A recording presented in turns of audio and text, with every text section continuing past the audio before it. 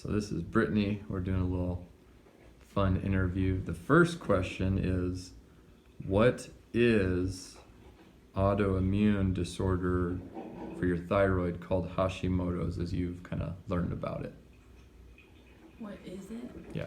So my very basic understanding based on a few Google searches and a book is basically any autoimmune disease your body is attacking itself, like it, for whatever reason, kind of starts attacking itself, causing inflammation. Well, Hashimoto's is specifically the thyroid, so your body is attacking your thyroid.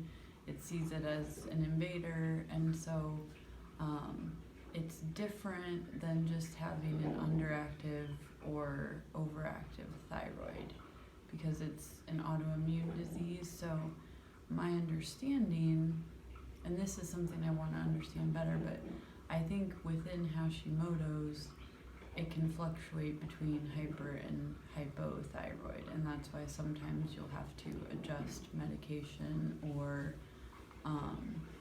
it might feel different at different times. But yeah, basically it's an autoimmune disease that attacks your thyroid and makes it not function properly. Got it. All right. Second question is, what does a good day and a bad day or a flare-up feel like? So I've recently had a lot of good days, so I can actually answer that. About a month ago, I'm not sure I could have answered that very well because every day kind of felt like just a bad day. So a bad day would be you wake up very foggy. There's no alertness when you first wake up. It kind of takes a while to get going. It feels a little bit like if you're running a race and your body's warming up. It just feels like it took my body a long time to get started and get warmed up. And then when it did get warmed up, it felt like I couldn't get my body to slow down, not in a hyper way, but I would get so hot, I would get so warm, and it just felt like my body couldn't cool itself properly, it couldn't function efficiently, and so I just would have this kind of really low energy the whole day, maybe have one period of the day where I had decent energy and then a pretty hard crash after that. All the while my body's just hot and warm, and I would get overwhelmed easily. Like if my kids asked me for too many things all at once, or Kevin asked me for something and the kids did, I just, everybody leave me alone. I just couldn't handle anything. So a good day now feels like I wake up and I'm alert right away. It's weird actually to feel that way, like my alarm goes off and I just wake up and I'm ready to start my day. There's not this long waiting period to start my day, and I'm not having the crashes throughout the day. I still take a nap every few days, which I don't feel like that's a sign of not health. But my energy is sustained throughout the day all the way until I go to bed. Before I could hardly get my own kids to bed, and I would just be toast. I'm just done. My day, I can't do it one more thing. I can't possibly have a conversation with my spouse. I'm just done. And now I get them to bed. We have great evenings together. Kevin and I have time together. And I go to bed and I'm tired but not depleted. And so that, I would say, is the difference between the two. Got it. That makes a ton of sense.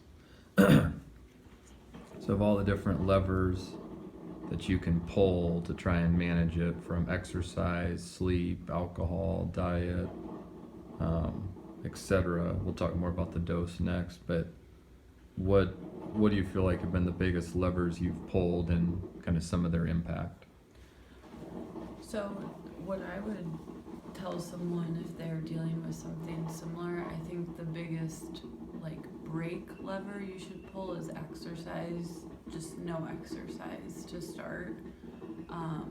And And Elle Russ in her book, The Paleothyroid Solution, talks a lot about that. Before you start working out, you need to fine tune the eating. And if you need medication, you need to find the right dose of that before you try to work out. Because if you try to work out and deal with these episodes of the Hashimoto's, your body just, it can't handle all that. So the biggest first lever is hitting the brakes on working out, apart from walking. So I did a lot of like walking, and that still keeps your body moving. But the food lever is the biggest one. Cutting grains, cutting dairy. I don't drink anymore, alcohol. I've really tried to cut back my coffee as the coffee maker's going off in the background. But I've really tried to cut that back. That's a huge one, but the food is the biggest one. And recently, as we've incorporated more meat and actually less vegetables, I feel even better. That feels like the next step lever that we've pulled, that it's just weird to have so much energy. Like, I'm not actually sure right now how to deal with it sometimes, because I'm just so used to that fall off midday. But I would say the food is the biggest lever, and just not working out. I would say walking and light weightlifting is about all you would want to do in my condition, because that's what I've found makes me feel the best. Because you want to be strong, and weightlifting's so good for you, and the walking gets you outside, gets you moving. But I've really had to cut back the running, just any intense cardio. I just don't do intense cardio anymore. So Got it. Very good. Okay, and then we'll skip the question on the dose. So last question, if you look out 5 years and you feel like you've got it managed perfectly, as we're learning to kind of live with this, what does that look like or feel like, or what do you hope that looks like or feels like? my biggest hope would be that I just don't have to think about it every day.